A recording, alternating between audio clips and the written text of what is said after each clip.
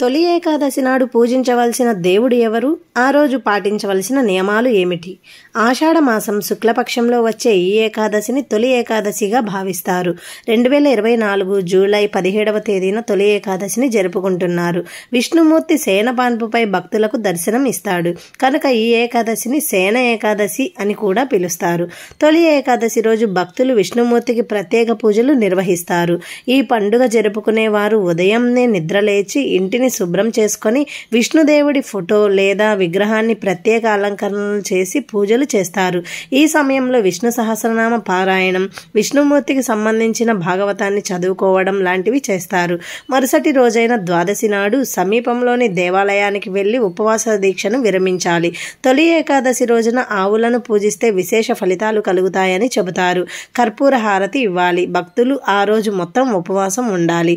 అసత్యం ఆడరాదు. దుష్ట పనులు ఆలోచనలు చేయకూడదు. రాత్రంతా జాగరణ చేయాలి. మర్నాడు శ్రీవారిని పూజించి భోజనం చేయాలి. ఓం నమో భగవతే వాసుదేవాయ ఈ ద్వాదశ మంత్రాన్ని రోజంతా జపించాలి. రామ, కృష్ణ, నారాయణ మొదలైన పేర్లతో భగవన్నామ స్మరణ చేయాలి. విష్ణు సహస్రనామాలను జపించండి. విష్ణు భగవానుని స్మరించి ప్రార్థించండి. ఇలా, హే త్రిలోకనాథ, నా గౌరవం నీ చేతిలో ఉంది కాబట్టి నేను చేసిన ఈ ప్రతిజ్ఞను పూర్తి చేయడానికి శక్తిని ఇవ్వమని భగవంతుణ్ణి వేడుకోండి. ఈ పూజ చేసేవారు ధాన్యాలు, పప్పులు, శనగలు, మొక్కజొన్న, గోకరకాయ, చిక్కుడుకాయ, బఠానీలను ఆహార పదార్థాలుగా తీసుకోకూడదు. కేవలం పాలు, పండ్లు వంటి పదార్థాలను తీసుకొని ఉపవాస దీక్షతో పూజ చేయాలి.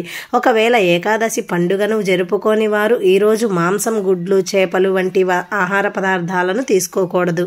ముఖ్యంగా తొలి ఏకాదశి రోజు విష్ణుమూర్తికి ప్రత్యేక పూజలు చేస్తారు కనుక ఈ రోజు ఎట్టి పరిస్థితుల్లో తులసి దళాలను కొయ్యకూడదు.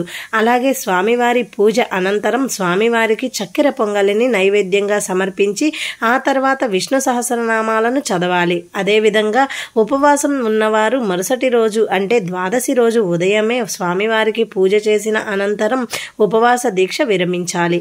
ఈ విధంగా తొలి ఏకాదశి పండుగను హిందువులు ఎంతో భక్తిభావంతో జరుపుకుంటారు. తెలుసుకున్నారు కదండి. మీకు ఈ వీడియో నచ్చినట్లయితే ప్లీజ్ లైక్ చేయండి. ఇలాంటి మరెన్నో మంచి వీడియోస్ కోసం మన ఛానల్ని సబ్స్క్రైబ్ చేయండి. మరో మంచి వీడియోతో మళ్ళీ కలుద్దాం. Thank you for watching.